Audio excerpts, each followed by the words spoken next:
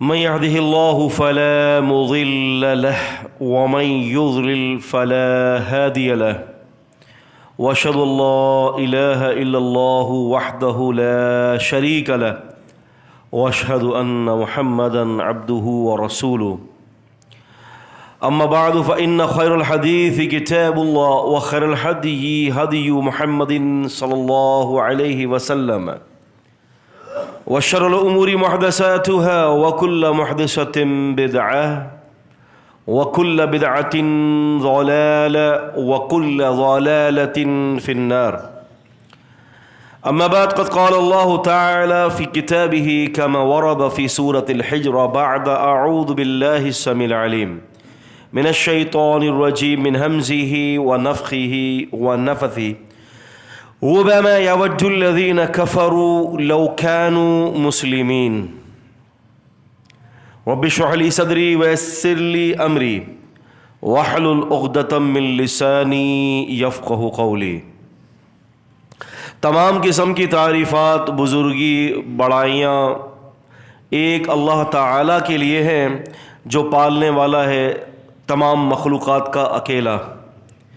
عزت کے خزانے، دنیا کی تمام عافیت اور سلامتی کے خزانے صرف ایک اللہ تعالیٰ کے اختیار میں ہیں.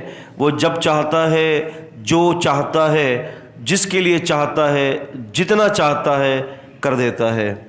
نہ اس کی کوئی بیٹھک ہے، نہ اس کا کوئی وزیر ہے، نہ اس کا کوئی مشیر ہے، نہ ہی وہ کسی سے مشورے لیتا ہے، نہ ہی اس کا اپنا کوئی خلیفہ ہے. وہ جب چاہتا ہے، جب جس کے لیے فیصلہ کر دے، بس وہ سارے فیصلے وقوع پذیر ہو جایا کرتے ہیں. درود ہو، سلام ہو، رحمتیں ہوں، برکتیں ہوں جناب محمد الرسول اللہ صلی اللہ علیہ وسلم کی ذات گرامی پر، جن کو پوری انسانیت کے لیے رحمت بنا کر بھیجا، اور آپ صلی اللہ علیہ وسلم نے دین اسلام کو ہم تک نہیں پہنچایا بلکہ دین اسلام کا حقیقی معنوں کے اندر حق ادا فرما دیا. حجۃ الوداع کے موقع پر پیغمبر کائنات نبی کریم صلی اللہ علیہ وسلم نے 1 لاکھ سے زیادہ صحابہ اکرام کو، لوگوں کو خطاب فرمایا اور یہ کہا کہ اے لوگوں، کیا میں نے تم تک دین پہنچا دیا؟ تو صحابہ نے فرمایا کہ دین نہیں پہنچایا اللہ کے رسول آپ نے، بلکہ اس کے پہنچانے کا حقیقی معنی کے اندر حق ادا فرما دیا ہے. اس موقع پر رسول اللہ صلی اللہ علیہ وسلم نے آسمان کی طرف انگلی اٹھائی اور فرمایا کہ اللہم اشہد، اللہم اشہد، اللہم اشہد، اے اللہ تو اس بات کا گواہ رہنا، تو اس بات کا گواہ رہنا کہ میں نے تیرا دین تیرے بندوں تک پہنچا دیا ہے.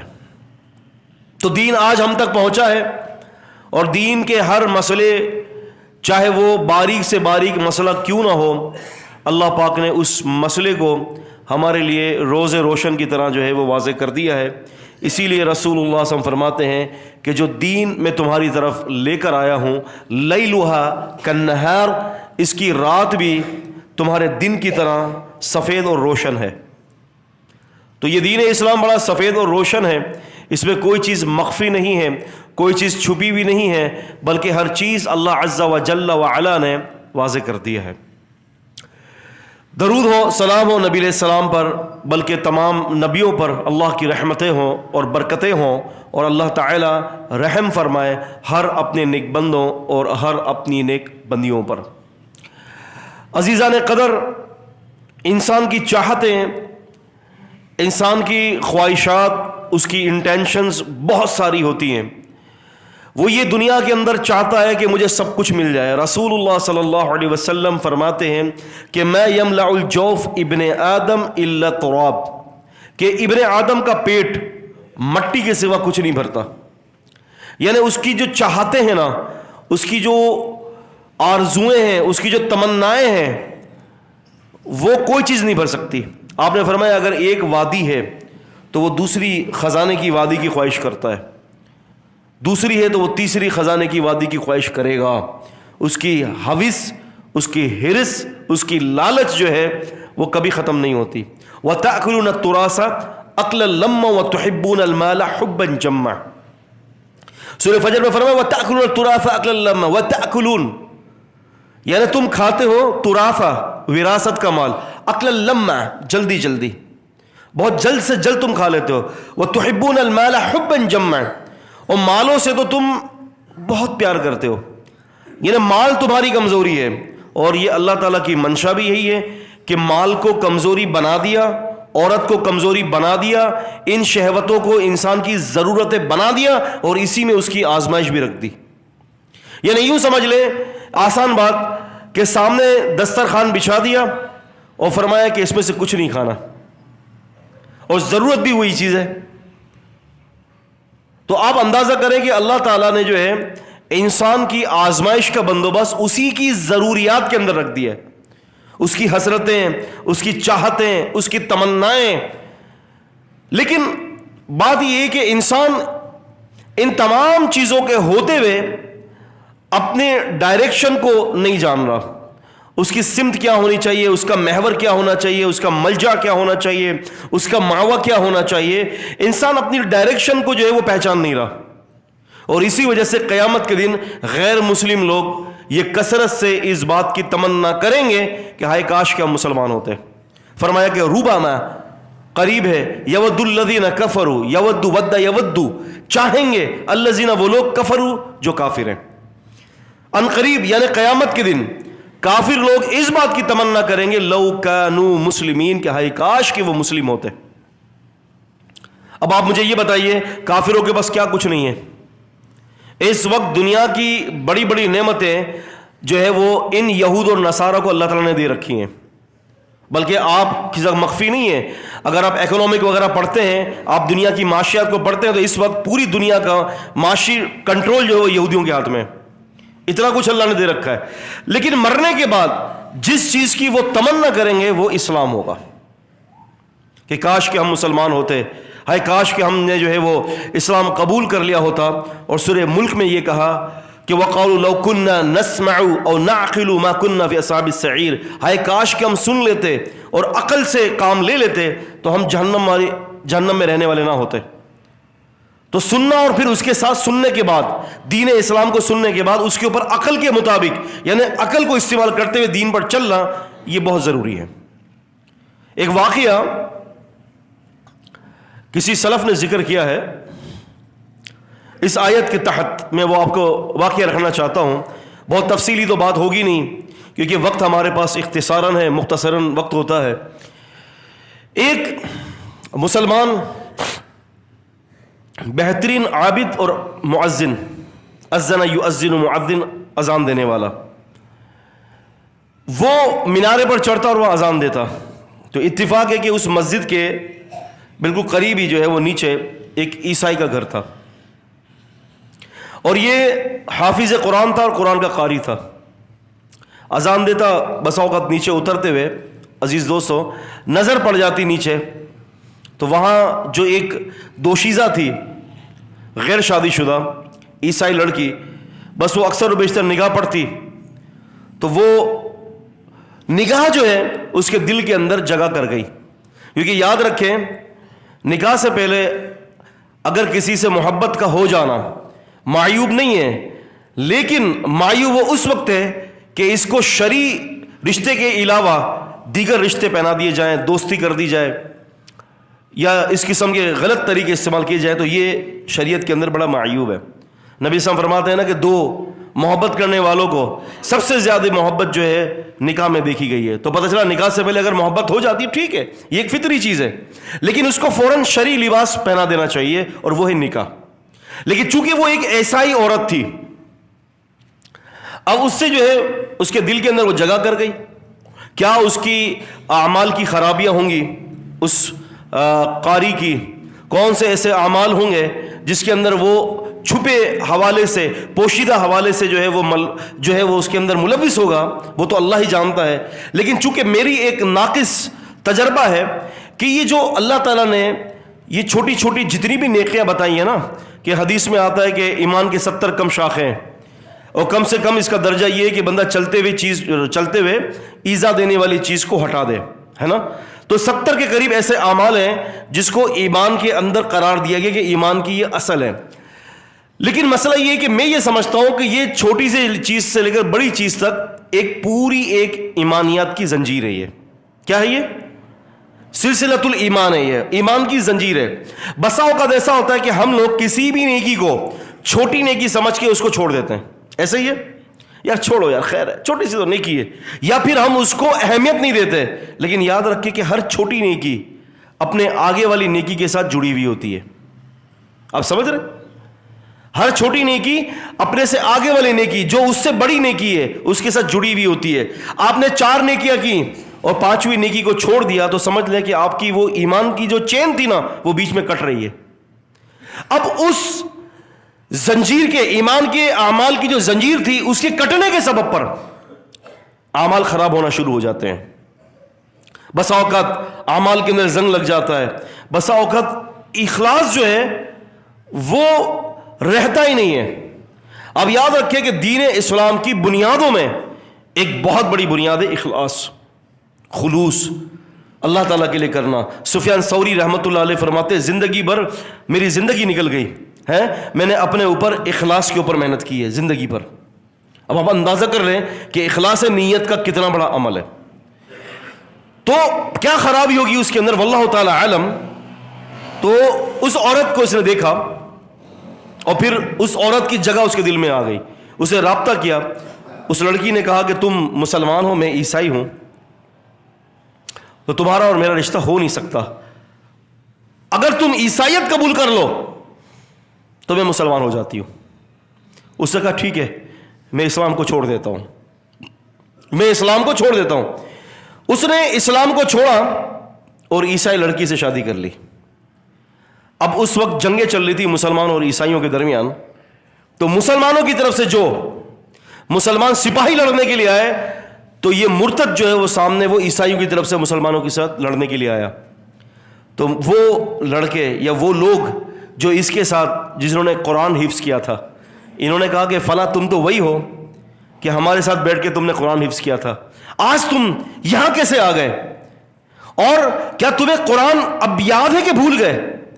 اس بندے نے کہا کہ پورے قرآن میں سے صرف ایک ہی آیت مجھے یاد ہے، پورے قرآن میں سے صرف ایک ہی آیت یاد ہے. اور وہ کون سی؟ ربما یود الذین کفروا لو کانوا مسلمین. بس یہی مجھے یاد ہے کہ کافر قیامت کے دن حسرت کرے گا کہ کاش کے مسلمان ہوتا.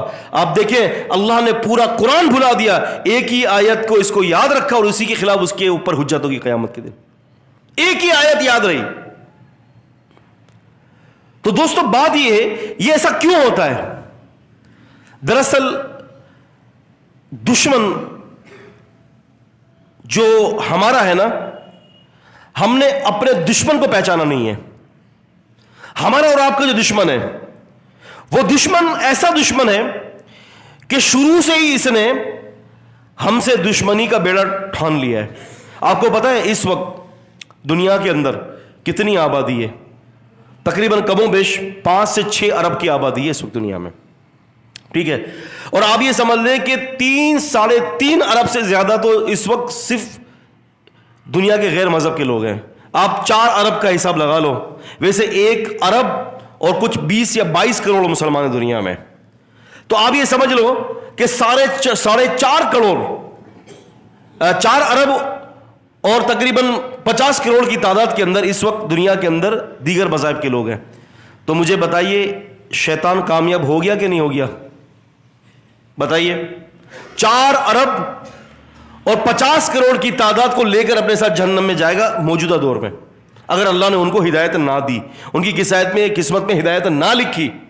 اتنی بڑی تعداد جہنم میں جا رہی ہے. اور پھر مسلمانوں میں آپ کو پتا ہے مشرک بھی ہیں، مسلمانوں کے اندر بدعتی بھی ہیں، مسلمانوں کے اندر ہر طبقہ موجود ہے. اور آپ حساب لگا لیں کہ حق کا طبقہ کتنا تھوڑا ہوگا. اگر 1 ارب اور 50 کروڑ مسلمانوں کا حساب لگایا جائے تو موحدین صحیح العقیدہ کتنے لوگ ہوں گے؟ کتنے لوگ ہوں گے؟ آٹے میں نمک. تو شیطان کتنا کامیاب جا رہا ہے، اس کی کامیابی کا عالم دیکھیں. تو دوستوں بات یہ ہے کہ سب سے افسوس کی بات یہ ہے کہ ہم نے متعین نہیں کیا ہم نے کرنا کیا ہے. آج ہم بطور مسلمان اللہ تبارک و تعالیٰ سے بے انتہا دور ہیں. آج ہماری پریشانی، ہماری مصیبتیں، ہمارے معاملات، ہم اپنے معاملات کو حل کرنے کے لیے مخلوق کی طرف دیکھتے ہیں کہ یار کوئی مخلوق کا کوئی بندہ مل جائے. یعنی آپ سمجھ لیں کہ دل کے اندر جو ہے خالق کی عظمت جا چکی ہے اور مخلوق کی عظمت آ چکی ہے. خالق کی عظمت کہاں ہے؟ وما قدر اللہ حق قدرہ، لوگوں نے اللہ کی قدر نہ کی جیسے کہ اس کی قدر کرنے کا حق ہے. خالق کی عظمت کو لائیں اور شیطان کی چاپلوسی سے اور شیطان کے ہتھ کنڈوں سے بچنے کے لیے ہم پر لازم ہے کہ ہم قرآن و حدیث سے شیطان کے مکر و فریب کو پڑھیں کہ شیطان کس قسم کا مکر کرتا ہے ہمارے اوپر، شیطان کس طرح سے ہمارے اوپر داؤ پیچ کرتا ہے، کیونکہ اس کو تو ایک زمانہ قدیم سے انسانوں کو گمراہ کرنے کا تجربہ ہے. لیکن ہم اپنے اللہ کو نہیں پہچان سکے، ہم شیطان کو نہیں پہچان سکے، جبکہ اللہ تعالیٰ نے فرمایا فَاتَّخِذُوهُ عَدُوًّا، تم نے اگر دشمن کسی کو بنانا ہے تو تم شیطان کو بناؤ. ہم نے شیطان کو دوست بنا لیا اور ایک دوسرے کو اپنا دشمن بنا لیا، ایک دوسرے کا دشمن. شیطان کیا ہے؟ شیطان لفظ شطن سے نکلا ہے.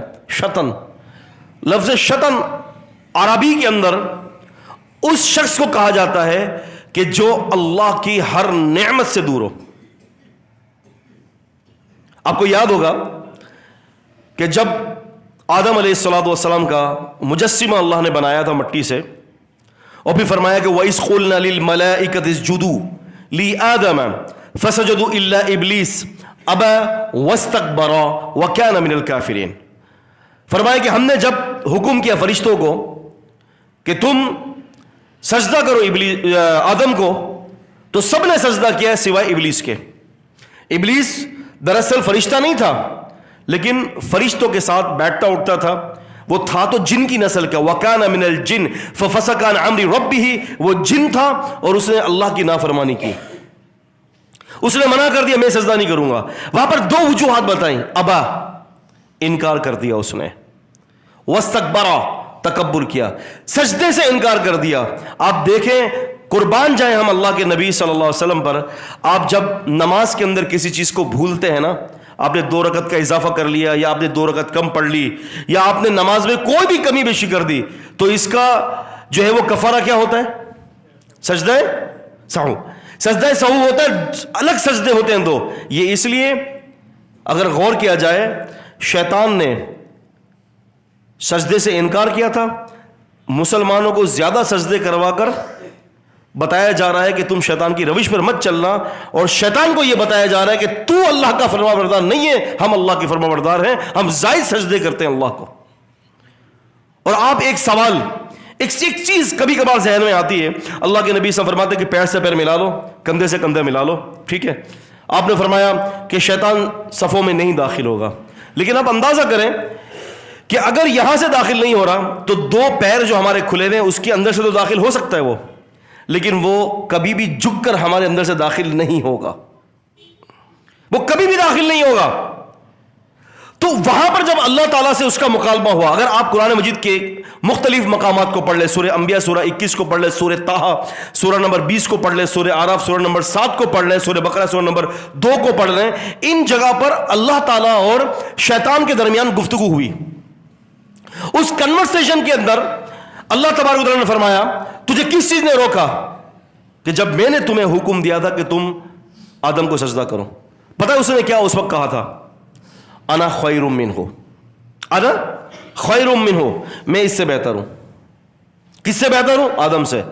لاجک کیا دے رہے؟ خلقتنی من نار وخلقتہ من طین، آپ نے مجھے مٹی سے، آپ نے مجھے آگ سے پیدا کیا اور اس کو تین سے پیدا کیا. تین کہتے ہیں عربی کے اندر مٹی کو، وہ مٹی جو پیروں میں آئے. اب اس کی لاجک کیا تھی کہ جی میں افضل ہوں، آگ کا جو دھواں ہے وہ آسمان کی طرف جاتا ہے اور مٹی تو حقیر ہے، وہ تو پیروں میں آتی ہے، تو میں اس سے افضل ہو گیا نا. اب یہاں پر اللہ تعالیٰ نے اس کی منطق کا کوئی جواب نہیں دیا. کیوں؟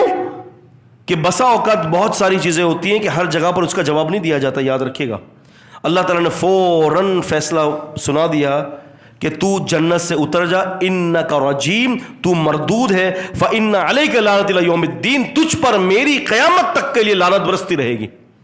آگے کوئی آرگومنٹ نہیں کیا, آگے کوئی اللہ تبارک و تعالیٰ نے جواب نہیں دیا کہ یہ کیسے ہو سکتا ہے. اللہ تعالیٰ کہہ سکتا تھا کہ جی مٹی کی زیادہ خوبیاں ہیں بنسبت آگ کے.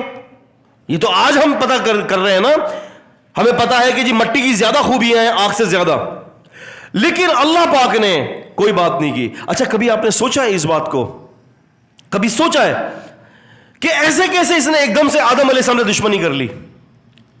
آپ نے کبھی سوچا ہے یہ کیا ہو گیا؟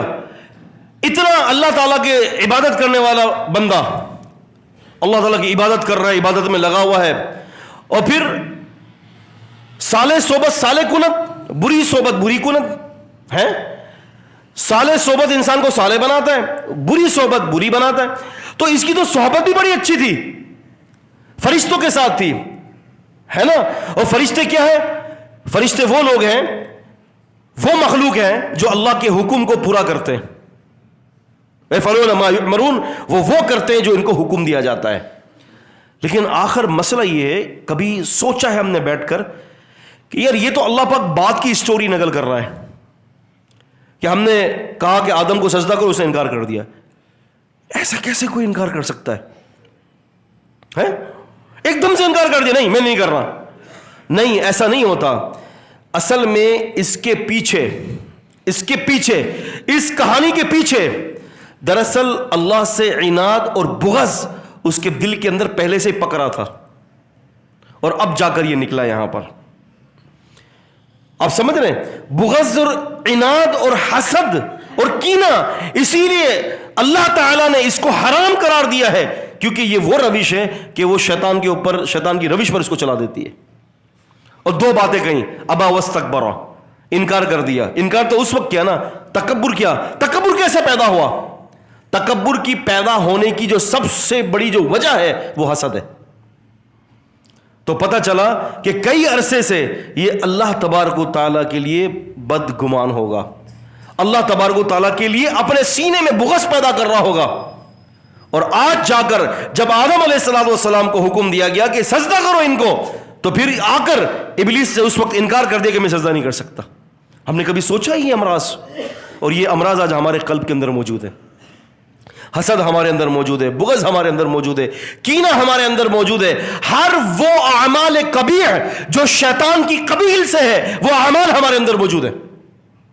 اسی لیے امام ذہبی نے بڑی محنت شاقہ کے بعد, عرق ریزی کرنے کے بعد 70 کبیرہ گناہوں کا ذکر کیا ہے اپنی کتاب کے اندر. اور اس کتاب الکبائر کے اندر امام ذہبی نے یہ بھی ذکر کیا ہے کہ یہ حسد کرنا, یہ غیبت کرنا, یہ دل کے اندر مسلمانوں کے لیے کینہ پالنا, فرماتے ہیں کہ یہ سارے کبیرہ گناہ ہیں.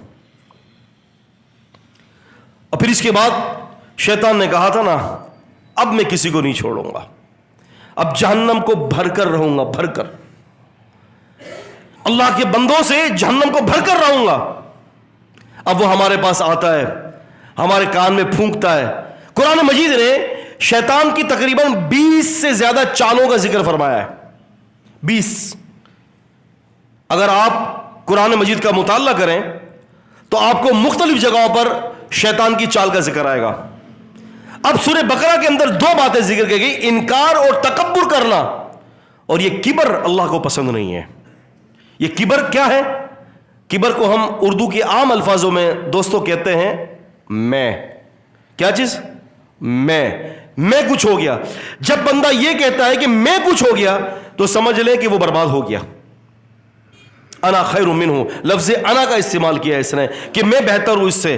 تو نے مجھے آگ سے پیدا کیا اور اس کو مٹی سے پیدا کیا ہے. نبی کریم صلی اللہ علیہ وسلم امام الانبیاء, آپ نے فرمایا کہ میں تمام ابن آدم کا سردار ہوں, ولا فخر. آپ نے فرمایا کہ مجھے اس بات پر کوئی فخر نہیں ہے. امام الانبیاء ہیں, آپ نے فرمایا ولا فخر, آپ نے فرمایا مجھے اس بات پر کوئی فخر نہیں ہے. رسول اللہ صلی اللہ علیہ وسلم خندق کھود رہی تھی اپنے ہاتھوں سے.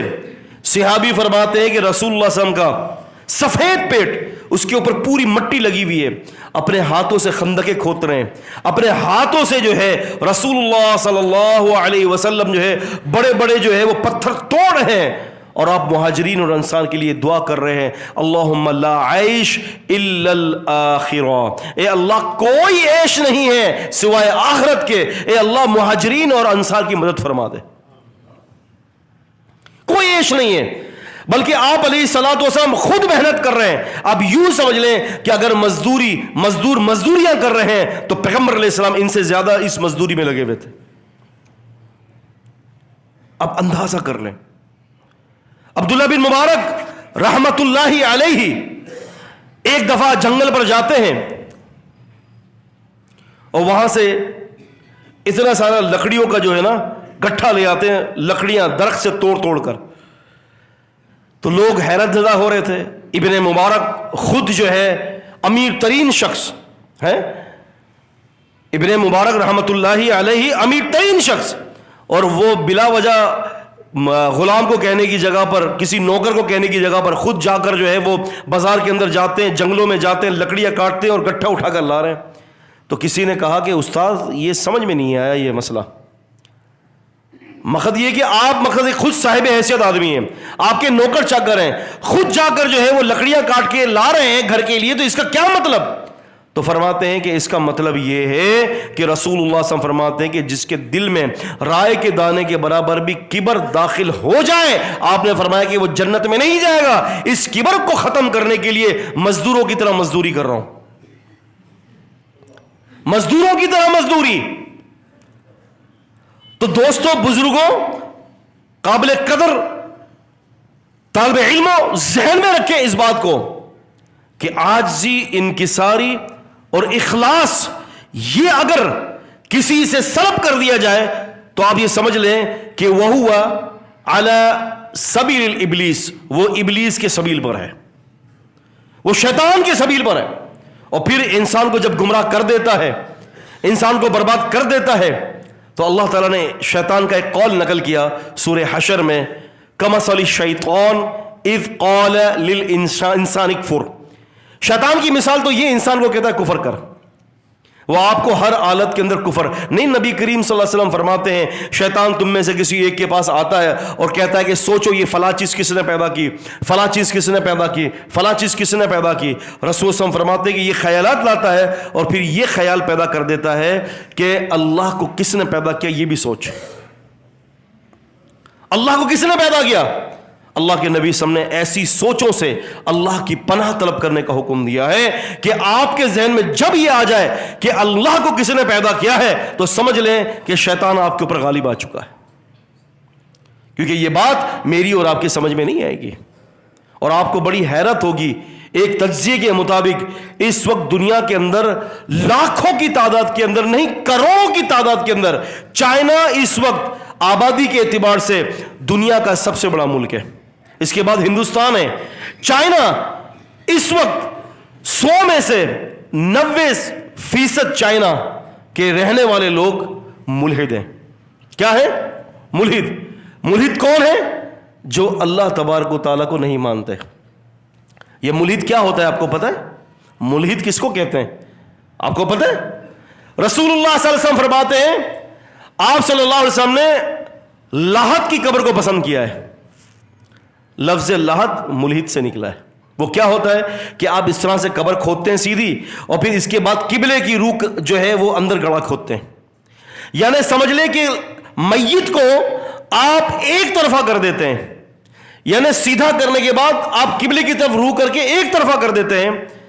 تو اس کو لاحت کا قرار دیا ہے. ایک صندوقی قبر ہوتی ہے، آپ نے فرمایا کہ لاحت قبر جو ہے یہ ہماری ہے. نبی صاحب نے فرمایا، پسند فرمایا آپ نے. یہ لاحت کہتے ہیں ایک طرفہ ہونے کو. یعنی لغت کے اندر یہ بات لکھی ہے کہ ملحد اس کو کہتے ہیں جو دین اسلام کو چھوڑ کر کسی دوسرے الگ مذہب کی طرف ایک طرف ہو جائے، اس کو کہتے ہیں ملحد. اور یہ قبر لاحت بھی اسی سے نکلی ہے، یہ لاحت قبر. تو یہ ہمیں ملحد بنانا چاہتا ہے. میں آپ کو بتاؤں، ابھی کچھ عرصے پہلے ایک بہت بڑے صاحب علم گزرے تھے، غالباً مصر وغیرہ کے تھے، عبداللہ القصیمی. عبداللہ القصیمی، ان کی ایک کتاب آج بھی میرے پاس رکھی ہوئی ہے اور میں کافی عرصے سے اس بندے کے بارے میں معلومات سوچ رہا تھا کہ انہوں نے کتاب بڑی زوردار لکھی تھی حدیث کے دفاع کے اوپر. ان کی کتاب کا نام ہے کہ احادیث المشکلات النبویہ ان کی کتاب کا نام ہے. مجھے پچھلے سال یہ بات پتہ چلی کہ یہ شخص مرنے سے پہلے دین اسلام کو چھوڑ کر ملحد ہو گیا. اتنا صاحب علم کہ باقاعدہ مصر کے اندر اس بندے کے علم کے چرچے تھے. لیکن کیا ہوا؟ کمثل الشیطان اذ قال للانسان اکفر. کوئی نہ کوئی ایسے مسئلے کے اوپر انہوں نے اس کے اندر ٹانگ اڑائی ہوگی جس پر اللہ کے نبی نے منع کیا. دل میں تردد پیدا ہوا, اس تردد کو ختم نہیں کیا اللہ کی مدد کے ذریعے, بلکہ اس تردد کو جو ہے پروان چڑھایا, اللہ کی عبادت سے دور ہوا ہوگا وہ. اور یاد رکھیں اس بات کو یاد کر لیں کہ جب تک بندہ توحید کے بعد 5 وقت نماز جماعت کے ساتھ ادا کرتا رہے گا نا, تو وہ بہت بڑے بڑے شر اور فتنوں سے محفوظ رہے گا. یہ یاد رکھیے گا, یہ آپ چھوٹی بات اس کو نہ سمجھیں کہ اعمال کے اندر بڑی بڑی خرابیوں سے ان الصلاۃ تنہی عن الفحشاء والمنکر ولذکر اللہ اکبر واللہ یعلم ما تصنعون. یہ نماز جو ہے فحش اور منکرات سے روکتی ہے, آپ کو فحش سے روکے گی. یہ منکرات کیا ہے؟ یہ منکرات ہیں. ملحد ہونا یہ منکرات ہے. یہ نماز آپ کو روکے گی. آپ نماز اگر پڑھو گے آپ کو اللہ اس سے روکے گا. اور شیطان کا مقصد کیا ہے؟ کہ آپ کو اللہ کا باغی بنا دے. کمثل الشیطان اذ قال للانسان اکفر. انسان کو کہتا ہے کفر کر. فلما کفر, اور جب انسان اس کی اقتدا میں آ کر اس کی بات کو مان لیتا ہے. یہ اللہ تعالیٰ نے یہاں پر شارٹ ذکر کیا ہے. شیطان آیا کہتا ہے کفر کر, وہ کفر کر دیتا ہے. نہ ہی شیطان اتنی جلدی آ کر آپ کو کفر کا حکم دے گا اور نہ ہی اتنی جلدی آپ نے کفر کو قبول کرنا ہے. اس کے پیچھے عوامل ہیں. کیا ہے وہ؟ اس کے پیچھے چھپے ہوئے تقریباً کم از کم 20 سے 25 عوامل ہیں کہ جس کے بعد آ کر شیطان کا وسوسہ ایمان والوں کے قلب کے اندر بیٹھتا ہے. میں نے بتایا نا, سب سے پہلا عمل وہ ہے, وہ اللہ کی ذات پر آپ کو تردد دے گا, اللہ کی ذات پر آپ کو شک دے گا. اس کو کس نے پیدا کیا ہے, اس کو کس نے پیدا کیا ہے, یار اس سے پہلے تو کچھ بھی نہیں تھا, وہ کیسے آ گیا؟ استغفر اللہ العظیم. یہ تردد, یہ شک, یہ شبہ. اب پھر ایسا کیا ہوتا ہے؟ میرے سامنے کی بات ہے, یہ 5A2 کے اندر ہمارے ایک ساتھی تھے جو روڈ ایکسیڈنٹ کے اندر ان کی جو ہے وفات ہوئی ہے. اللہ تعالیٰ ان کو غریق رحمت فرمائے. عبد الخالق آفریدی جو تھے اپنی جماعت کے, جو عالم دین ہیں, ان کے داماد میرے بڑے اچھے دوست تھے. اللہ تعالیٰ ان کی مغفرت فرمائے رب العزت والجلال. اللہم اغفر لہ وارحمہ. تو آپ یقین مانیں ان کے ذریعے انہوں نے مجھے بتایا کہ شیخ صاحب وہ جو 5 لڑکے جو ہم سے بات کرنے کے لیے آئے تھے, انہوں نے مجھے بتایا کہ وہ لوگ حدیث کا انکار کر رہے ہیں. سب سے پہلے کس کا انکار کیا؟ حدیث کا. میں نے کہا ہم بات کرنے کے لیے تیار ہیں, آپ لے جائیں. وہ کہہ رہے تو ٹائم نہیں دے رہے, وہ لوگ اپنی تبلیغ کو تیز کر دیا. آپ یقین مانیں اس کے بعد اسی ساتھی نے مجھے خبر دی کہ شیخ صاحب وہ معجزات کے بارے میں بھی شکوک کے اندر پڑے ہوئے ہیں, اب معجزات کا بھی انکار کر رہے ہیں. پھر آخری جب میری بات ہوئی اس سے تو انہوں نے کہا کہ شیخ صاحب انہوں نے اللہ تعالیٰ کے وجود کا انکار کر دیا ہے. انا للہ و انا. اب پتہ نہیں وہ کہاں ہیں, وہ کدھر ہیں, مجھے علم نہیں ہے. اسی ساتھی کے رابطے میں وہ تھے. ایک دفعہ میری ملاقات ہوئی تھی لیکن بات آگے بڑھنی تھی, لیکن شیطان نے اپنا کام بات آگے بڑھانے سے پہلے ہی پورا کر دیا. لیکن میں آپ کو بتاؤں, ایک دم سے انسان کفر نہیں کرتا دوستوں, آرام سے جاتا ہے کفر کی طرف. پہلے سب سے پہلے اللہ تعالیٰ کے حوالے سے شک اور ارتداد کے اندر اس کے ذہن میں پیدا ہوتا ہے, شک پیدا ہوتا ہے اللہ کی ذات کے حوالے سے. پھر جب اللہ کی ذات کے حوالے سے اس کا دل خراب ہوتا ہے نا, تو پھر وہ اعمال کو چھوڑ دیتا ہے, اعمال کو چھوڑ دیتا ہے. اور جیسے ہی اس نے اعمال کو چھوڑا اور سب سے پہلے اس نے نماز کو چھوڑا, تو بس سمجھ لیجئے کہ اللہ کی امان سے باہر آ گیا وہ. اب شیطان کی مرضی ہے, جہاں چاہے لے جائے ہاتھ پکڑ کے. اور پھر آپ نے دیکھا کہ یہ 5 لڑکے ملحد ہو گئے. اب کون محنت کرے, کس طرح سے محنت کرے, کہاں ڈھونڈے ان کو؟ کیونکہ ہر آدمی ہم میں سے اپنی ذمہ داریوں کو نبھا نہیں رہا نا دوستوں. اگر ہر آدمی اس غم کے اندر اس ذمہ داری کو نبھائے کہ کوئی مسلمان جو ہے وہ الحاد کی طرف نہ جائے, تو یہ بہت بڑی نعمت ہے کہ اس کے دل میں یہ فکر پیدا ہوئی. تو سب سے پہلا کام کیا کرواتا ہے؟ اس قال الانسان اکفر فلما کفر قال انی بریء منک انی اخاف اللہ رب العالمین. جب انسان کفر کر دیتا ہے تو کہتا ہے میں تجھ سے بیزار ہوں، میں اللہ سے ڈرتا ہوں. دیکھا آپ نے چاپلوسی، کفر کروا دیا، اس کا ستیہ ناش کروا دیا. اب کہتا ہے بھائی میں تو تجھ سے بیزار ہوں. تو مجھ سے بیزار ہے؟ انسان سے بیزار ہے؟ انسان کو اتنا گھٹیا بنا دیا، اسفل السافلین کے اندر پھینک دیا تو نے، اور تو کہہ رہا ہے کہ میں تجھ سے بیزار ہوں اور میں اللہ سے ڈرتا ہوں، جبکہ وہ اللہ سے نہیں ڈر رہا، جھوٹ بولتا ہے. اللہ سے ڈرنے والا ایسا نہیں ہوتا. ہاں وہ ایک الگ بات ہے کہ اللہ کی گرفت کا اور اللہ تعالیٰ کے عذاب کا اس کو سب علم ہے، وہ جانتا ہے اللہ کی معرفت، لیکن وہ ڈرتا اس لیے نہیں ہے. یا ڈرنے سے مراد متقی ہے، وہ متقی نہیں ہے، وہ گناہوں سے بچتا نہیں ہے، وہ کافر اور فاجر ہے، وہ اللہ کا نافرمان ہے، بلکہ شرعی اصطلاح میں دیکھا جائے تو مرتد ہے. وہ پہلے اللہ تعالیٰ کا ایمان والا بندہ تھا اور پھر اس نے ایمان کو چھوڑا، ارتداد کی طرف آیا ہے. اور لوگوں کو بھی یہی چاہتا ہے کہ سارے کے سارے انسان جو ہے وہ ارتداد کی طرف آ جائیں. اللہ کے رسول صلی اللہ علیہ وسلم فرماتے ہیں بخاری شریف کی حدیث میں، آپ نے فرمایا کہ جب بھی کوئی بچہ پیدا ہوتا ہے، اب آپ اس کی بغض کی عالم دیکھیں کہ یہ ہم سے کتنی نفرت کرتا ہے. دوستو ہم سے کتنی نفرت کرتا ہے یہ کہ جب بھی ہمارے گھر پر بچہ پیدا ہوتا ہے نا، جب بھی اللہ کے رسول فرماتے ہیں کہ یہ اس بچے کے پہلو میں انگلیاں کھوستا ہے، کچوکے لگاتا ہے اس کو، جس کی وجہ سے بچہ روتا ہے، تکلیف دیتا ہے وہ بچوں کو. یعنی وہ معصوم بچہ جو ابھی پیدا ہی ہوا ہے فوراً اس کے پاس آ کر اس کے پہلو میں جو ہے وہ کچوکے لگاتا ہے. اس کی وجہ یہ ہے کہ تاکہ بچے کو تکلیف دے اور اس کو سکون ملے. کیوں؟ کہ یہ بغض نکال رہا ہے، کیونکہ آدم علیہ السلام کی وجہ سے ہی اللہ نے اس کو رامدہ درگاہ کیا ہے اور وہ ابن آدم سے اپنی دشمنیاں نکال رہا ہے. لیکن اللہ تعالیٰ کا بھی بڑا عجیب فیصلہ ہے. اللہ تعالیٰ نے فرمایا کہ فَكَانَ عَاقِبَتُهُمَا أَنَّهُمَا فِي النَّارِ خَالِدَيْنِ فِيهَا. ان دونوں کا ٹھکانہ جہنم ہے. کس کا؟ شیطان اور اس کی بات ماننے والا. اس کی وجہ ہے بہت بڑی، کیونکہ اللہ تعالیٰ نے شیطان کو بھی با اختیار پیدا فرمایا تھا اور انسانوں کو بھی با اختیار پیدا کیا ہے. انسان بھی با اختیار ہے. میں اور آپ اگر شیطان کی اگر کوئی اقتداء میں لگ جاتے ہیں، ہمیں اختیار دیا گیا ہے. ایک آدمی مسجد کی طرف آ رہا ہے اور دوسرا آدمی کھڑا ہو کے کہہ رہا ہے کہ آؤ ہم سینما ہال چلتے ہیں، تو وہ اس کو اختیار ہے کہ وہ مسجد آئے یا وہ سینما ہال چلا جائے. مسجد آئے گا تو شیطان ہاتھ پکڑ کے نہیں روکے گا، سینما ہال جائے گا تو فرشتہ کھینچ کے نہیں لائے گا اس کو. یا اس کو اختیار ہے، جہاں چاہے چلے جائے. اب دیکھیں نا، اللہ تعالیٰ نے کبھی بھی مرنے والے سے یہ نہیں پوچھنا کہ تو پیر کے روز کیوں مرا، منگل کو کیوں نہیں مرا. پوچھے گا اللہ تعالیٰ؟ کیوں نہیں پوچھے گا بھائی؟ اس لیے کہ اختیار ہی نہیں ہے. اللہ تعالیٰ کبھی بھی کسی سے یہ نہیں پوچھے گا جمعے کے دن پیدا ہوا، ہفتے کے دن پیدا کیوں نہیں ہوا، کیوں؟ اس کا اختیار ہی نہیں ہے. پوچھے گا اس عمل پر. اب دیکھیں نا، بچہ جب چھوٹا سا ہوتا ہے، جب تک بالغ نہیں ہوتا، اس بلوغیت سے پہلے کی زندگی میں بھی اللہ تعالیٰ کچھ نہیں پوچھے گا.